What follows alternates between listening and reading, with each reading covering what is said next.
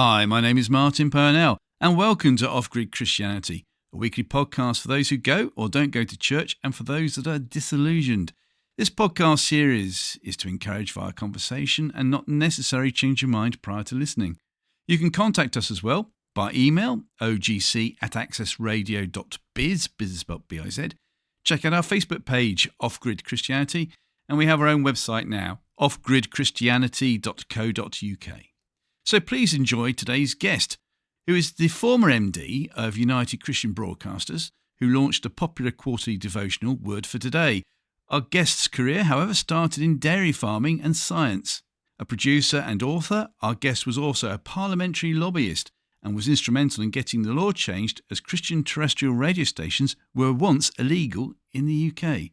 His e-book, Scandalous Christianity, explained his views on the abuse he witnessed in Christian broadcasting and within Christian organisations. This book also has a dubious first. I get a name check, my first ever in a book. So, why was Christian broadcasting illegal in the UK? What has our guest seen within Christian media that encourages him? What has our guest seen within Christian media that concerns him? Is there a connection between the dairy trade and Christian broadcasting? We'll find out. It gives me great pleasure to welcome to Off-Grid Christianity my former boss, and that is Gareth. Hi Gareth, how are you doing, good sir? Where are we speaking to you today from, by the way? I'm in Wrexham in North Wales. It's good to speak to you, Martin, and you are in Northern Ireland, of course. Well, listen, so many questions to ask you. But before we do, 5 important questions, or maybe not so important, so we can get a better flavour of who you are, what makes you tick. Question number 1. If you could invite anybody from history for an evening meal, alive or dead, so that you could ask them questions, who would it be? So the person I would invite to dinner would be David Hathaway.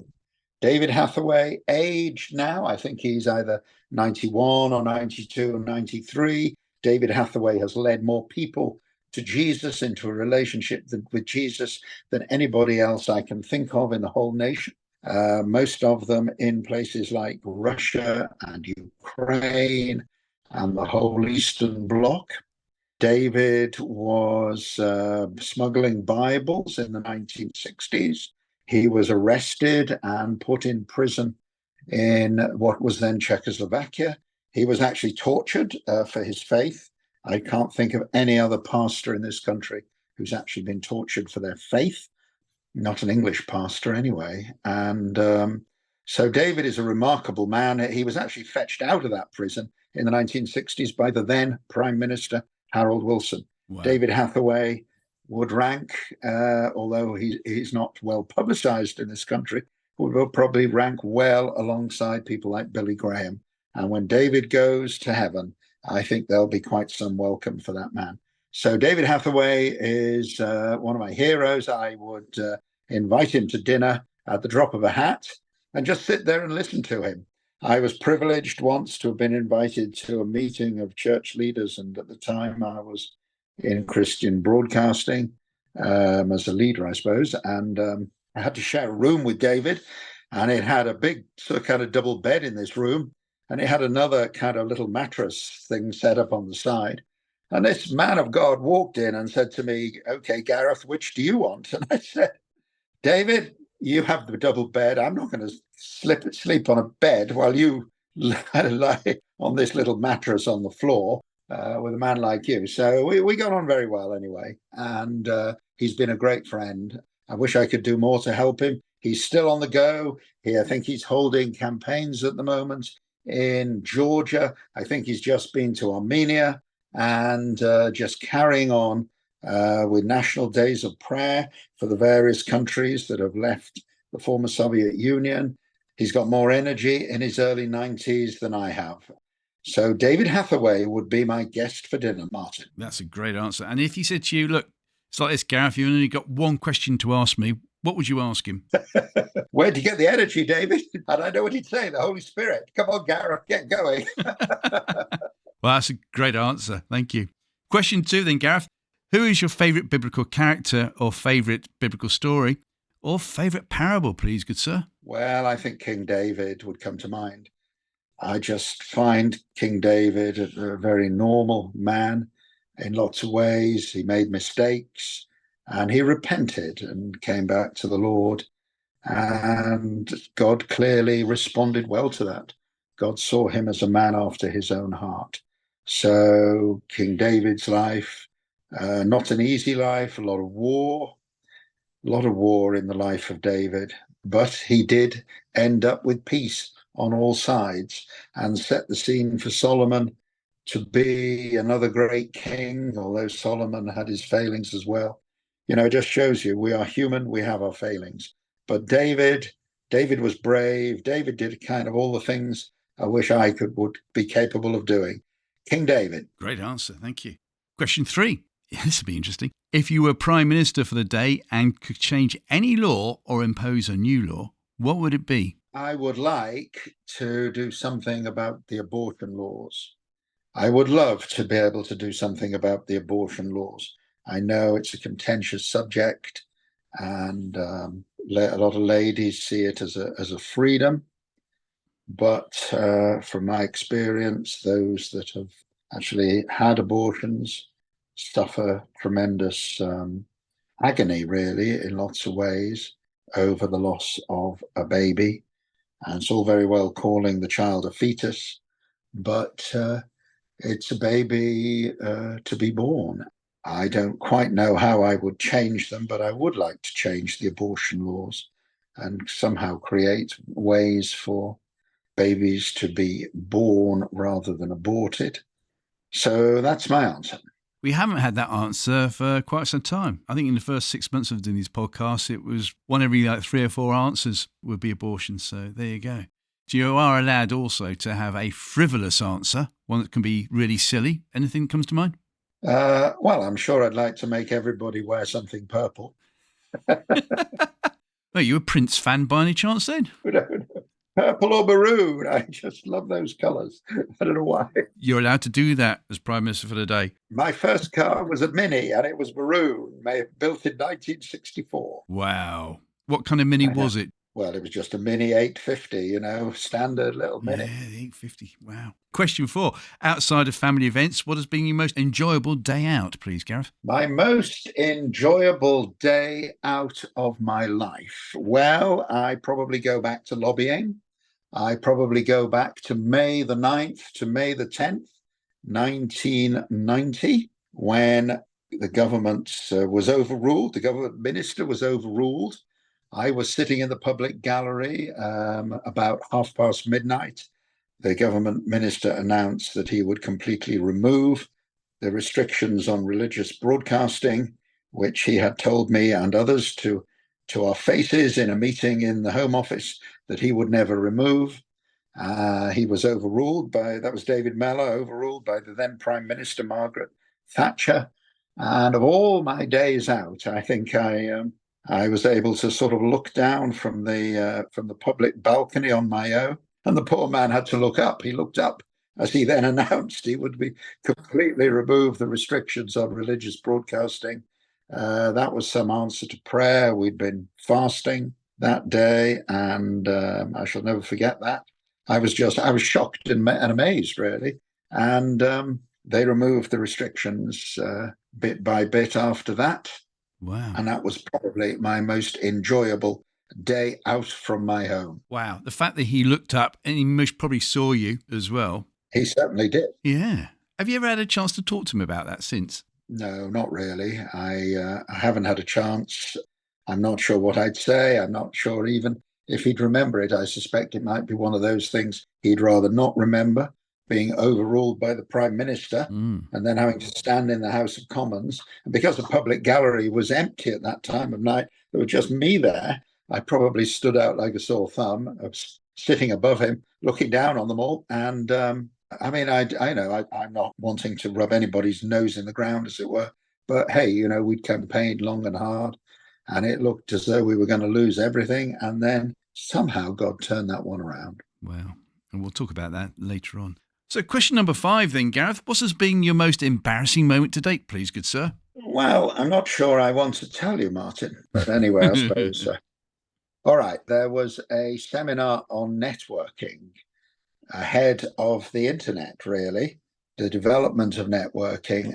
So I had this bright idea to take our sort of a network that we had developed to show a couple of computers connected up, really a kind of preview of what the internet would be like. And it wasn't ready. And I made the mistake of accepting the offer from this teacher from this school in North Manchester who developed a system of allowing two BBC computers to communicate.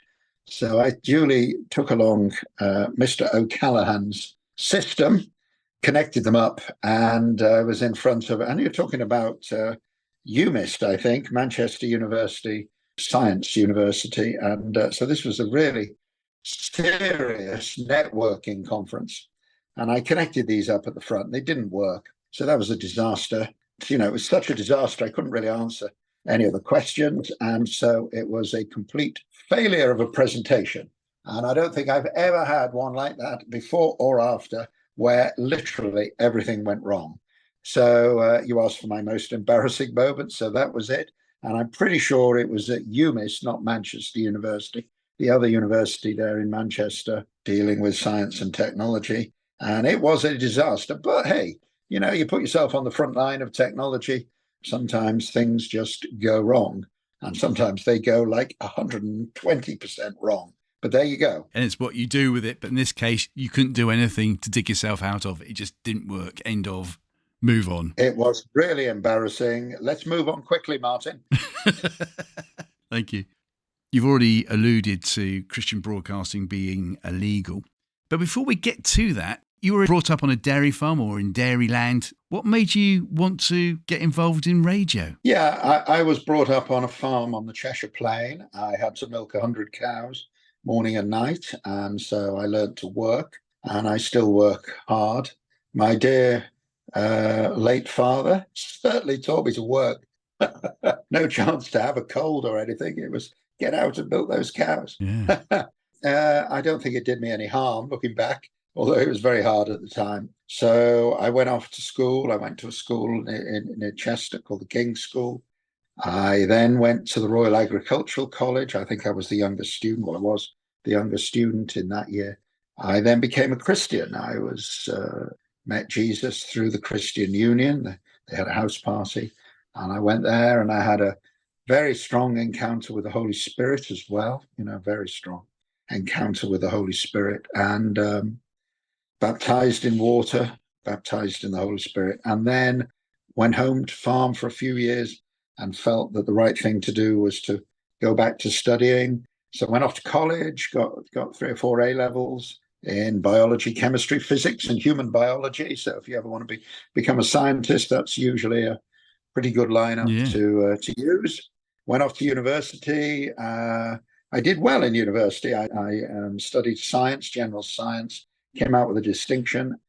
Actually, even before I graduated, I was in a training course in Hempstead in England with Apple UK when the company was unknown, and it was kind of like a joke name. And I worked with Apple, this microcomputer company from nowhere. And people laughed at the name then. They don't laugh at the name now. No. And so I worked with Apple for a number of years. And well, the company I was with actually was Northern Computers. And we were particularly obsessed, really, a little bit, really, with networking.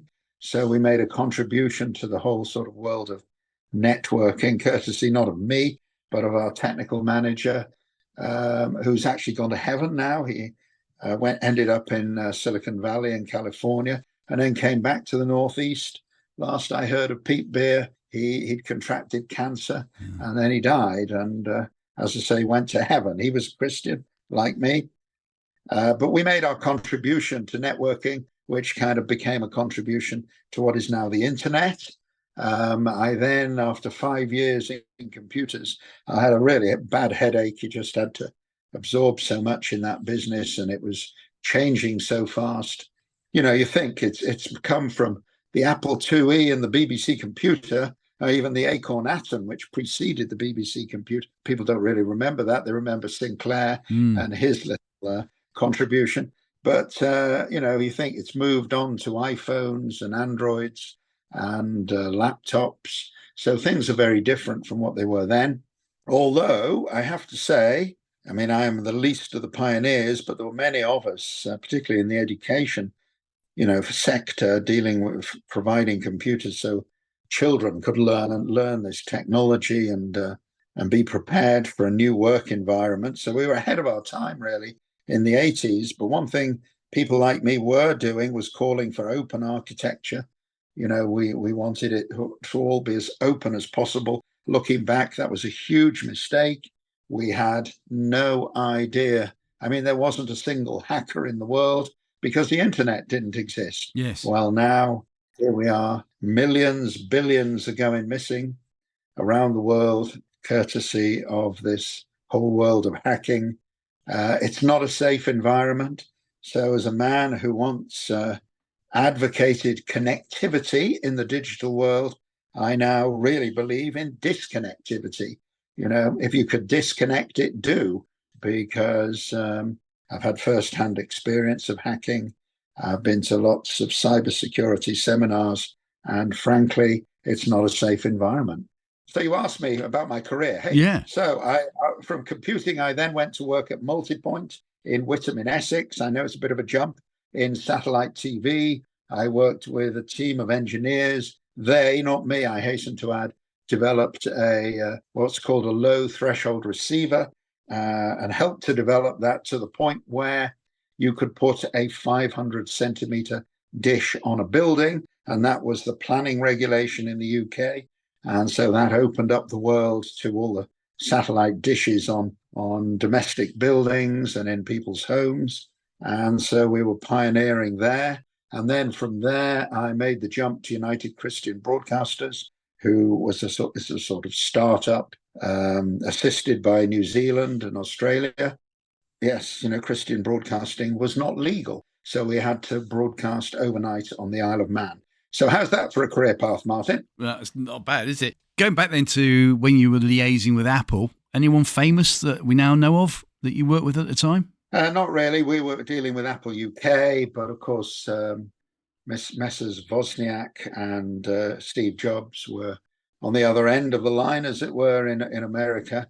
And to be honest, it wasn't that good, really. I mean, the Apple IIe was ahead of its time in some ways, but it didn't really work properly. I've seen the other side of this business. I remember we had a repair department, an engineering department run by this guy who'd come out of the military. I think he'd come out of the RAF. And I can remember going in there, and there were Apple IIes stacked to the ceiling of the reception area for the engineering department because they were all broken. So we had problems. If you're actually at the front end, you see all the problems. Yeah. So Apple had difficulties in the early days. It seems to me that these days they've become much more technically competent, which they had to do, of course, in order to become one of the biggest, if not the biggest company in the world. So it's a very, very good experience dealing with Apple in the early days, but it wasn't easy. And even worse, Acorn Computers and the BBC Computer, that was a disaster in the making to start with. I remember our first BBC Computer exploding into flames, and we had like thousands of outstanding orders for schools, and you couldn't put a computer in the school which is likely to explode into flames. So we had problems. But hey, it's interesting. In the end, you overcome those problems. And here we are in the digital world that we have today, mostly driven by America, but it was partly driven from this country. Wow. And the internet at that time, was that around when you were at your height? No, not at all. I mean, I was obsessed with connectivity. So, if you'd come and parked your car next to mine in the car park, I might have stuck a wire under the bonnet and tried to connect up to yours. I was so obsessed with it. I used to go around the schools with, we had this we called it the Acorn trailer, I think. Basically, it was set up like a classroom. And so we tried to impress the teachers. So what we did, we had a floppy disk, which was being shared by, I think there were about 7 little Acorn atoms and then replaced by BBC computers in this thing. And I'd stick a disk in and we auto-booted this thing and we played Toccata in C major. And the way we did it was to have all the computers playing the notes in unison like an orchestra. And a teacher would come in and see this and think, wow, this is fantastic. This is really creative use for computers. But looking back, of course, that would have been a disaster if that was implemented on the internet, because what you don't want is a hacker having that much control over all the computers, whether they be in a classroom or people's homes or whatever. Yeah. So, yes, very interesting to be in on the early stages of the internet. I did actually have a sort of mini version of the internet, which we demonstrated at the PCW show, his Personal Computer World show at Olympia in 1984. And we put it on the Amstrad stand, and we connected up things like an IBM PC to, I don't know, BBCs and Apples and other. We actually connected this lot with a hard disk system and a common bus or interface, and we were able to demonstrate a sort of mini version of the internet. And I remember along came Mr. Alan Sugar, who came up to me and said, Gareth, can you just show me what you've got here? What's this? So I explained to him, this will become the system instead of this computer here. Communicating, it'll be in Australia, and you'll be able to send it data and have things coming back. And this guy, who is now a billionaire, interestingly enough, actually turned around on me and said, that'll never work, and walked off. So now, in all fairness to Mr. Sugar, he's really a trader, not an innovator. He gets other people's innovations and trades with them, but he missed an open goal there. And if he'd realized what I was showing him, maybe he would be a multi-billionaire rather than just a billionaire. Just rub it in even more. You said you were on the Amstrad stand at the time. Yeah, we developed a hard disk for them to demonstrate what were really very weak memory word processors at the time. Yeah. So we put this hard disk there, and we took the trouble to connect up these other computers just to make it look really what would have been then in 1984 a little bit spectacular. Yeah. They missed the. Yeah, because the irony is that was his company, wasn't it? That was Alan Sugar's company. That's what Amstrad stood for. AMS was Alan Sugar Trading. Alan Michael Sugar Trading. Yes, Amstrad. Yeah, that was his company. Yeah, it was his company. Yeah, I mean, technical innovation is, it's not a clear-cut thing. And, he probably had no idea that young chap there with those computers had something that would end up being developed. It wasn't just our network, other networks were pulled together. And the real change, I think, was made when BT, British Telecom, opened up the switching mechanisms so that you could actually get rid of those, I can't remember the name of them, but anyway, those squealing things that... the modems. Modems. Modulator, demodulator. You know more than me. I can remember. I was just in the early stages of it all, so, Wow. Gareth, earlier on, in your most embarrassing moment, you talked about how it went horribly wrong at Manchester University. So what made you want to go into broadcasting then? Well, I didn't particularly want to go into broadcasting, but I wanted to do something about Christian broadcasting. At the time, there was no obvious outlet for Christian music, particularly contemporary Christian music, gospel music. A lot of the things that we see around now just didn't exist then. Well, they did exist, but they didn't get any airtime. So that's what inspired me to want to set up something Christian in radio and television. So how did it come about then? Well, somehow I found out about UCB, United Christian Broadcasters, went down to Stoke where they were, went to see them, was rather shocked by the conditions. Yeah, but to go from a job that I would have thought being very well paid to a startup Christian company that's reliant on charity, that must have been some sort of struggle, I would have thought, for you to say, do you know what, I'm going to jump ship. What happened? Well, I just made the decision, and I had to believe that the zero wage that I was moving to would be somehow provided. And it has been from that day to this. I'm in the middle of a very large medical financial project at the moment, biggest thing I've ever been involved in my life.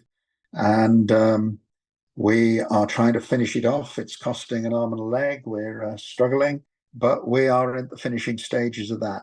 So I've been doing that sort of thing for ever since I left Multipoint. So we're talking about 1987, 88. So we're talking about 35 years now. And it hasn't got any easier, but if you try and do some pioneering, sometimes there are challenges. This particular one has been the worst of all. We were hit by COVID, working in the medical financial area. We were hit very badly by COVID. We've lost quite a lot of people who died, who were involved. A lot of people, actually, pretty well all the people we started off with.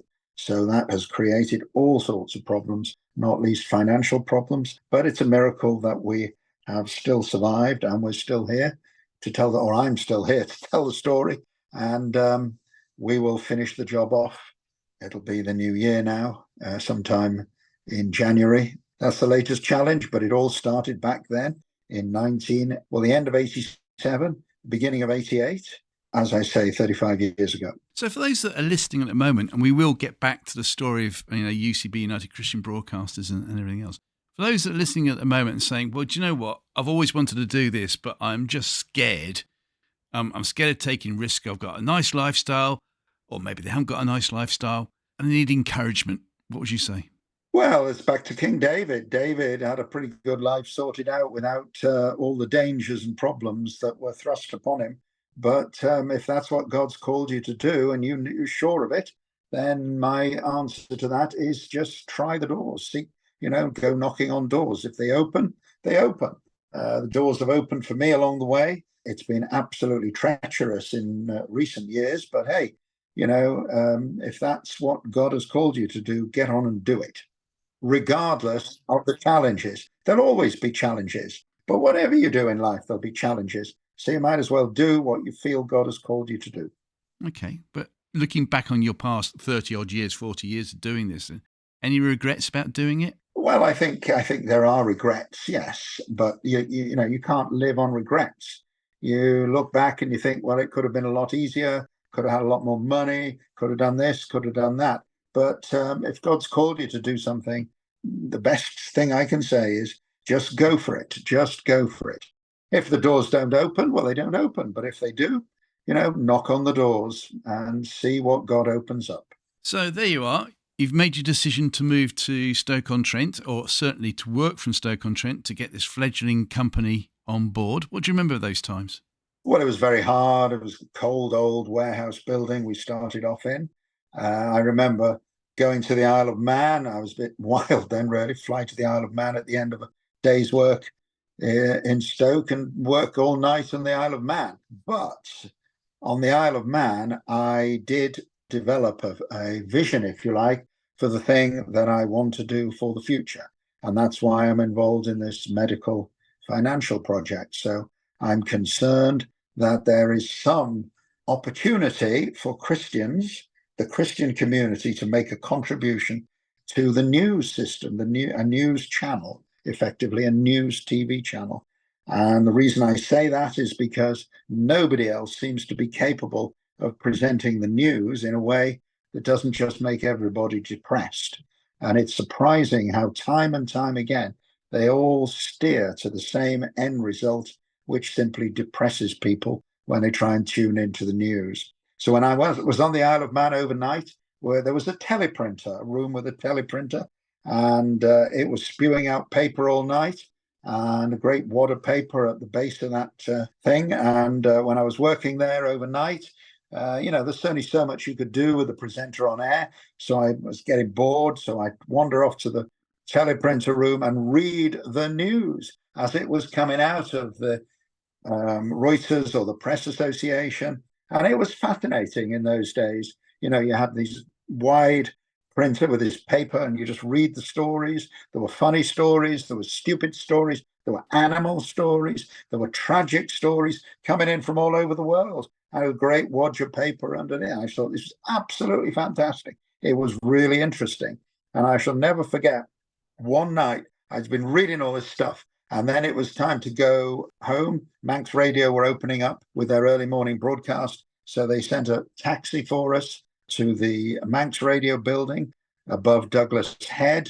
Douglas is the capital of the Isle of Man. and we got in the taxi, and he was taking us to either a little hotel or B&B that we were staying in. And this taxi driver turned on the news, and I recognized it. I recognized that somebody had gone through that great wad of paper and picked out a murder there, a murder here, tragedy there, a flood there, a disaster here, another murder there, put it together, put it out on the hour, and called it the news. Well, it wasn't the news. It was the worst things that anybody could find happening anywhere in the world, cobbled together and put out on the hour and nicknamed the news. Well, it's not the news.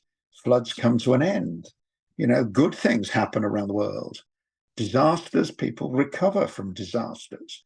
But are the cameras anywhere near? No. They've moved on to another disaster, another war, another tragedy. They have concentrated on where there are guns and fighting and the worst things that are happening to people anywhere in the world. Now, you can't put the news out without mentioning the bad stuff. But for every item of bad news, there should be an item of good news. There's got to be some balance, right? The whole world isn't engulfed in war and fighting. But if you looked at the news, you'd think nothing else was happening to humanity other than fighting and war. Yeah. You usually be Stoke-on-Trent, but you're having to go to the Manx radio in the Isle of Man. And I did say at the very beginning that Christian terrestrial radio was illegal in the UK at one stage. So why did you go to the Isle of Man? Well, the Isle of Man was the only place that would allow Christian broadcasting in the British Isles at the time. When you say illegal, basically there was no regulation, there were no laws for religious broadcasting. And so really it needed somebody to have to go and lobby Parliament and get involved. And that person ended up being me. So I went down to London. I started working with some very dear people, Lord Halsbury, Lady Watherston. They've gone to heaven now, those dear people. But it was the National Council for Christian Standards. And we worked away at lobbying for years. It took some years to lobby, working day and night, really, to get the laws changed so they could allow Christian broadcasting. So to cut a long story short, the minister, David Mellor, who I dealt with at the first stage, refused. He was in the end overruled, actually, by the Prime Minister, Margaret Thatcher. She ended up sending me a very nice letter, for which I'm very grateful. And I know she's a controversial lady, but hey, she did right by us. So honor where honor is due. And she made David Mellor change the law. I was sent home to write amendments. And I'd never written an amendment before. I remember sitting down at my desk, and it could well have been the one I'm sitting at the moment, actually, and looking out the window at the fields and trees and thinking, well, I actually prayed a prayer. Oh, God, how do I write an amendment? It was that basic. And I had this idea just come into my head to write my dream amendment. So it was like delete, delete, delete, all the restrictions. I gave it to Lord Halsbury, half expecting him to throw it back in my face, which he'd done with some of my speeches that I'd written for him. Basically, Gareth, go away and write it again. But no, in this case, he took it away, put it down in his name and Lord Caldecott. And then the government must have seen this. They wouldn't allow mere members of the House of Lords to legislate. So suddenly the government minister's name, Earl Ferrers, appeared above the amendments. They became government amendments. They were voted through on the nod in the House of Lords and then the House of Commons as a result of the minister being effectively told. Handbag was the term they used in those days when the female prime minister changed the mind of a government minister, and they became law. Very rare for somebody who's not a civil servant to write legislation. Very rare indeed for somebody who's not a lawyer or a civil servant to write legislation. But nobody knew who'd written it. And it went down as a government amendment. And that's how we managed to get the first stages of regulation for religious broadcasting, most particularly Christian broadcasting. Had to do a similar thing, had to appear in front of committees at the House of Commons and the House of Lords, had to do something similar in the Irish Republic in Dublin, in the Oireachtas, the Dáil Éireann and the Senate there, and also had to appear in front of committees in Stormont Assembly in Northern Ireland. We got the law changed. And then the government introduced a new law in 1996 for digital broadcasting. They omitted religion, and somehow the civil servants found a rather strange way to bring back the ban on religious broadcasting by saying that it related back to the 1984 Act before all of our legislative changes in 1990. And so we had to go and campaign again, and campaign this time with Tony Blair's government. And they put up a fight. They refused point blank. I actually found them to be more arrogant than the Conservatives. So much for New Labour. And eventually they banned me. At the time, I was banned along with Gerry Adams and Martin McGuinness in Northern Ireland for suspicion that they were involved in murders. I was banned for being a religious person. Really? I was banned. You were banned? How can they ban you? What does that mean? I applied for a license as soon as the 1996 Act became law, and I received a letter back from the radio authority saying, effectively, you can't apply for this license because you're a religious person.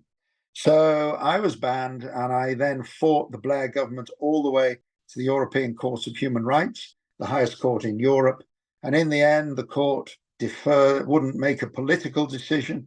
They deferred it back to the Parliament in Britain. So a whole group of us had to appear in front of the Putnam Committee, made up of members of the House of Lords and House of Commons. And the end result of that was that we didn't have any restrictions in digital broadcasting or on the internet for religious or Christian content.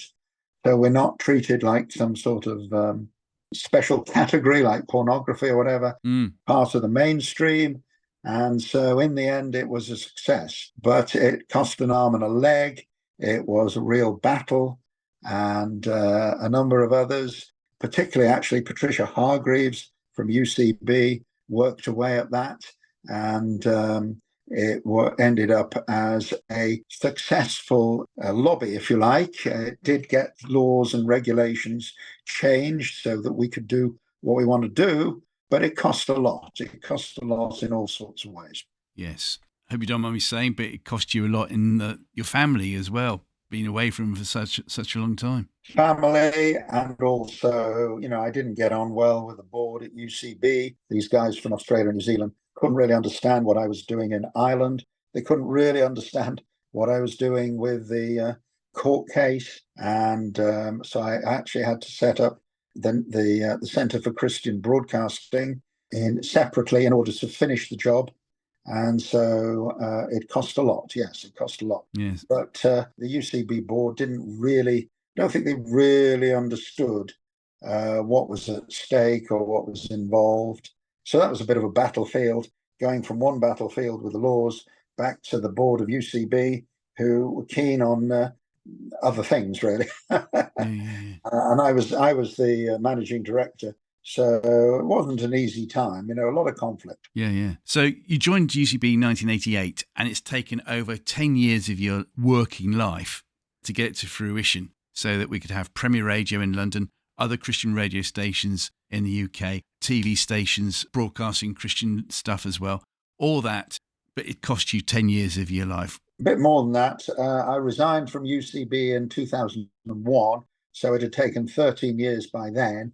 And it took another 2, 3, 4, 5 years to mop up, if you like, the various challenges in Northern Ireland, in the Irish Republic, and in Westminster to get not just the law changed so we could have Christian stations, but most specifically the law changed so we could have Christian stations broadcasting digitally, whether it be via satellite or the internet or DAB digital radio licenses. And that's the key, really, is having the freedom in all the areas that you need to be able to deliver the service to people. I said to a guest last week on the podcast that, if I had invented a time machine, let's go back in time and have a look at such and such. If I did have a time machine and I go back in time to like 1988 and say to you, Gareth, guess what? I know what you want to do. You want to do all this radio stuff. There's going to be this thing called the internet you don't know about yet. That's going to come through and everything else. But it's going to cost you about 16 years of your working life, of which you might get a couple of hours sleep a night if you're lucky. More than a couple of hours, Martin. Not many, but more than a couple of hours. Okay, it's going to cost you not seeing your family, all that sort of stuff. Would you still have gone ahead? What would you have done? Well, I'd like to think that I would have still been brave enough to go ahead. Of course, if I'd known then what I know now, I would have been really quite frightened. But, hey, what's the purpose of living if you don't actually do what you're called to do if you're a Christian? What's the point of living? Might as well go and die. You're not going to do anything. That's very true. Well, what about your faith at the time then? Were there ever any times when you thought, oh, flipping heck, God, I'm fed up with this, I'm just going to quit? What about that? Well, many times, but I've never given up on God. God's been very good to me. God's helped me through all sorts of straits. He didn't help me much in that bad moment in front of a whole conference that you missed, but that's the exception. That was before I got involved in Christian broadcasting, anyway. So you have to go through things like that to learn the lessons, really. So lessons learned. I'm just carrying on.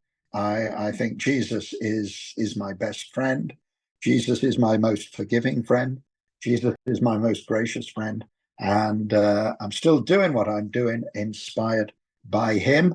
And however things work out, things could still go disastrously wrong. But however things work out, I will stick with Jesus and I will thank him for all the opportunities that I've had. And hey, there could be loads more opportunities in the future. So let's just carry on. Brilliant answer. I mentioned earlier on as well, you wrote a book, an e-book, should I say, called Scandalous Christianity, which I get a nod at the very end, which is another story altogether. Why did you write that book though, Gareth? Well, there's a very quick answer to this story, Martin. I wrote that really as a challenge to UCB and their board, really, to try and kind of change their ways. They took no notice. And I decided to take the book down. If people don't want to learn the lessons, then, at the end of the day, as far as I'm concerned, there's no point in pursuing it. UCB were not interested to put in place changes that they needed to do. So I took the book down and we move on. Wow. Quite something to do that, I would have thought. What did you actually want to see happen, though, out of this book? Well, it hasn't happened, but, I would have liked to see a whole variety of changes of attitude in terms of people and finance. And I understand this. Ministries do go down the line where the ministry becomes more important than the people, and there's a lot of money, and there was a lot of money at UCB. It's a multi-million pound operation. It was a multi-million pound operation. When I left, when I arrived, it was effectively bankrupt. And when I left, it was a multi-million pound operation. But really, you've got to go back to basics. And, and I don't want to really go on talking about UCB. Yeah. I'll say just one thing, though. When I left in 2001, I left behind the Word for Today and 2 Christian radio stations. So here we are 22 years later, maybe 20, heading on to 23. And as far as I can see, UCB's main activity consists of the Word for Today and 2 Christian radio stations. Now, they've worked their way through a few hundred million, I think, probably since I was there. That isn't a huge amount of creativity to show, considering the creativity that happened in the previous 10 years. So I would have liked to see more creativity. But I don't want to, UCB is a good ministry. The Word for Today is a good resource, very good resource. I read it myself. So I'm now a customer of my own creation.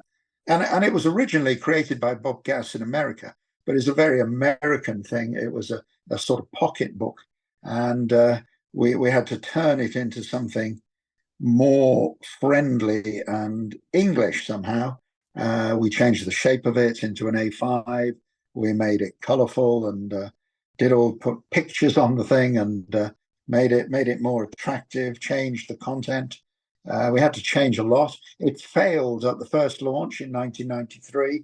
And then a group of us small group of us, again, actually inspired by Patricia Hargreaves at UCB there. They all persuaded me to relaunch it because I made the decision to drop it because we faced a lot of opposition. That was the problem. And we relaunched it and it then took off and it's never looked back. What kind of opposition did you get then? People writing to me saying, we give you this money for broadcasting. You've now gone into publishing. There are loads of publishers. Why don't you do some broadcasting? If you don't do some broadcasting, we are not going to stop giving you money. And it's one thing to stand up to one letter like that, but when you get a whole load of them phoning in and writing in, then it's quite a challenge, especially if you're in charge of a ministry that is financially on a very weak footing, which it was. So how do you cope with all those criticisms coming your way? Well, at first, I stopped the Word for Today, and then there was a plan put to me to relaunch it. So we relaunched it and took the risk of alienating those people, but loads more people became involved, loved it, and as I say, it took off. Thank you for sharing what you've shared so far, and obviously pioneering equals challenges. For those that are listening today, some of them might say, well, it doesn't half sound a bit bitter towards UCB and angry towards UCB. So over to you, sir. How angry and bitter are you still towards UCB and what happened? Well, you just have to forgive and forget. Life's not long enough to be messing around, getting stuck with things. So the answer is forgive and forget and move on. Simple as that. That is a very good answer. But some people would say, though, I'm really struggling with that. So what would you say? Life moves on. UCB is a good ministry. It's getting on with the jobs, getting on with the Word for Today, getting on with the broadcasts. So praise the Lord. And I've got the things that God's called me to do in my life anyway. So, I concentrate on the Lord and the future and bless them, God bless them. If we're talking about business, whether you're in marketing or selling or whatever, there are basic fundamentals as to how you go about your product and how you go about selling and how you go about marketing, things like that. So within Christian business, what fundamentals would you say is paramount for those that are wanting to start out or currently are in a Christian ministry sort of thing? Well, there's many challenges. I mean, you could, the answer to that, probably you could put that in a 3-month course. I think you just have to follow God's leading and try and get good counsel. Don't get tied up with things on your own. Get working with others. There's no certainties, especially at the moment in all of these things. And you just have to work away at it. I mean, I have these little sayings, the 2 Ps, prayer and perseverance. That's the approach I've taken in my life. And I've faced many challenges, particularly at the moment. We want to set up a Christian news TV service. To finance that, we entered into an overseas medical financing project. It's coming to its final conclusion. It's cost a lot of money. We still need to find some more money just to try and hang in there and get the thing finished. And it's been the hardest business activity I've ever been involved in my life. If I'd seen what it was ahead, I'd have never gone into it in the first place. But hey, we are where we are, and we just carry on, pray and persevere. The 2 Ps. And let's see where God leads us. Do you remember me saying to you years and years and years ago, and I do mean that because we first met in 1994 when I joined UCB with you.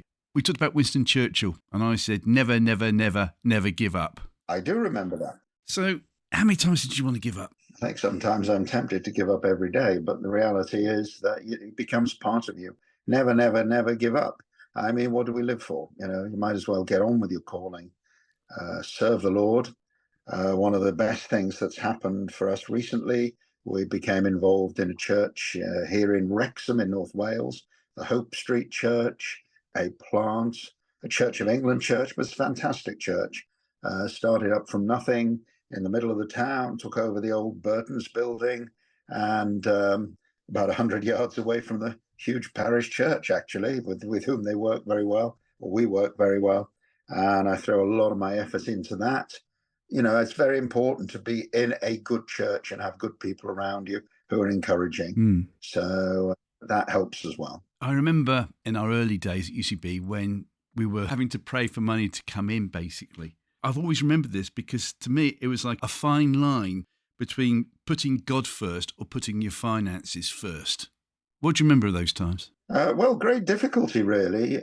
Praying money in from nowhere. I've had to do it for pretty much most of my life. And I'm also aware at times I've had to borrow money, and very keen to get that chapter closed and get repayments in place for this latest project that we were involved in, which actually, we ran into some terrible problems. We had involved in the medical financing area, and we were hit very badly by COVID. Yeah, you said, And yeah. to be honest, there's no other way to put it, involved with China.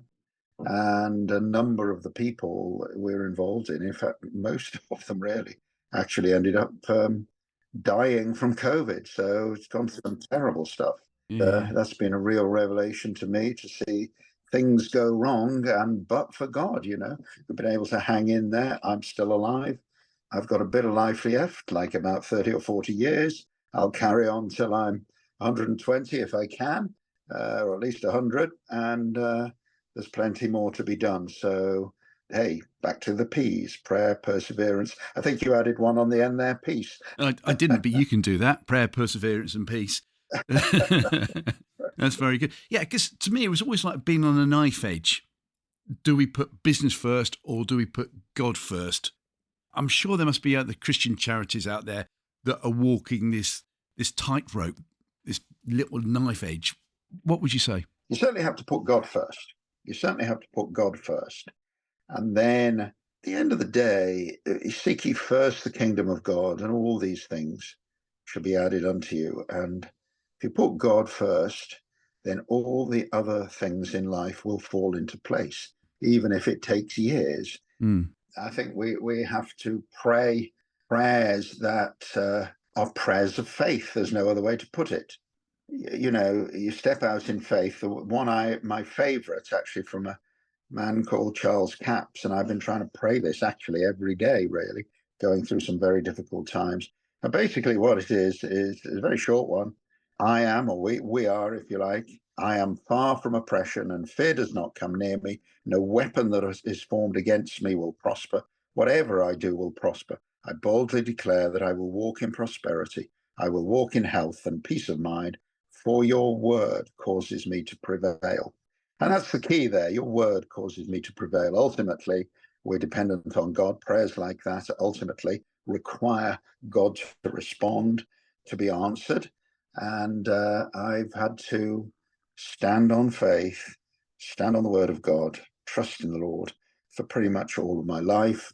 And it's not been without its challenges. Yeah. Would it be fair for me to say that there have been times where you have seen well-meaning Christians from other charities, for instance, who are actually putting God second and business plans first? Well, yes. I mean, and it's all too easy to do that. But I'll never forget, actually, a man called Canon Goddard set up what was basically a student residential house. It was a large old Edwardian house in the middle of Liverpool. And I went and lived there for a few years while I was a student at the university, surrounded actually mostly by overseas students from the tropical medicine school. One of the things he taught me and told me, which I think is very valuable, is when you set something up, try to put a chapel in it. And so the center of this building was the chapel. And I did actually put a sort of chapel into the UCB building at Hanchurch, very deliberately, because you need somewhere. Now, we used it for some meetings and other things, but you need somewhere where people can go in a quiet moment, a quiet place if they need to pray, in a ministry, just as in any other organization, especially in a ministry. Somewhere you can go and you can pray and concentrate on the Lord and be with the Lord in a quiet place. So that's why we had a chapel there then. Or because of Canon Goddard. Yeah. All these things are biblical. They've all come out of the Bible, and it's go and find a quiet place and seek the Lord, and it doesn't half make a difference. Well, from Canon Goddard, that leads him very nicely into the hero slot. So, Gareth Littler, Who is your Christian hero, please? Well, I've chosen Charles Capps, a farmer from England in Arkansas in the United States. Yes, a man from England, but not in England. He basically grasped hold of some basic Bible truths from the Bible and started to write small books, little booklets, and then further books, and in fact ended up as a full-time Bible teacher. And I think this man was particularly influential. He's gone to heaven now, gone to be with the Lord, but his whole approach was calling things that are not as though they are. And that principle for calling things not as though they are is a spiritual principle in which everything physical became manifest. If you think about it, God created light by calling for light when there was only darkness. So I go back to my prayer, which I've taken from one of his booklets. And it's this prayer that I think kind of defines, in a way, my approach to life. I'll just quote it again. I am far from oppression, and fear does not come near me. No weapon that is formed against me will prosper. Whatever I do will prosper. I boldly declare that I will walk in prosperity. I will walk in health and peace of mind, for your word causes me to prevail. As I say, it requires God to respond, because if you think about Galatians 3:13, it says Jesus Christ set us free from the law of sin and death by paying the price for us on the cross. So, that's got to have made a difference, and build on that with our prayers and putting them into action in life. It's a very short summary on Charles Capps, but he's been very influential, very faithful man. And of course, I had a bit in common with him in that we both started off as farmers in England, but two different England. How long ago are we talking about when Charles Capps was around? We're talking about the 80s, 90s. That was the main period. Now, I don't want to go into all the details of the faith movement in America, because Charles Capps would have been a man that they would have been inspired by. Mm-hmm. And you do have to be careful. You can't just take things for granted. But at the end of the day, that's what the Christian life, I think, is all about. Praying, prayers of faith, praying for people and expecting those prayers to be answered. And if God chooses to answer them, he will answer them. Yeah. Also about taking risks as well, I think, isn't it? Christianity. We've said it many times, Martin. Yeah. How do you spell faith? It's R-I-S-K. It is. Well, hopefully people are going to be inspired. And the fact that you mentioned the P word, prosperity, that can be so taken the wrong way these days. But by praying, that's what you're saying, isn't it? How you will prosper by praying. Yeah, for me, the P word is prayer. God may choose to prosper you. If he chooses to prosper you, well, praise the Lord. The answer is, what are you going to use that prosperity for? Use it for God. But the key word for me is prayer, which brings me on to another subject. Go for it. We spend a lot of time helping to create and develop the word for today. And for myself, that actually wasn't the only daily devotional. We inspired another one called Living Light, which is produced down in Essex at Mulberry House. And Living Light actually is very popular in the prisons. So slightly different approach, but the same basic thing. A verse and then an explanation built on that verse, and then a very short prayer at the end. And I have to say, they've become my lifeline, really. I struggling a bit with the Bible in recent months. So it's so helpful to be able to open up Living Light and Word for Today. And further to that, we have another development from another person. But basically, we have Start the Day, which is on the internet. And Start the Day is a really interesting development. So you basically have a verse, some scriptures, followed by a short explanation, development on that for today. And then prayers for family, prayers for friends, prayers for the world, prayers for our leaders, and then a hymn or a worship song. My first approach to it was Start the Day is a lazy man's quiet time. But now I've come to realize actually it's a very disciplined approach.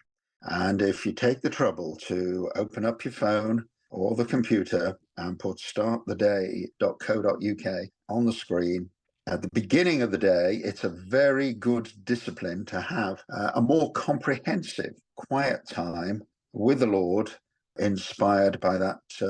I don't know whether I'd call it a devotional, a development for the internet and the digital world of the future.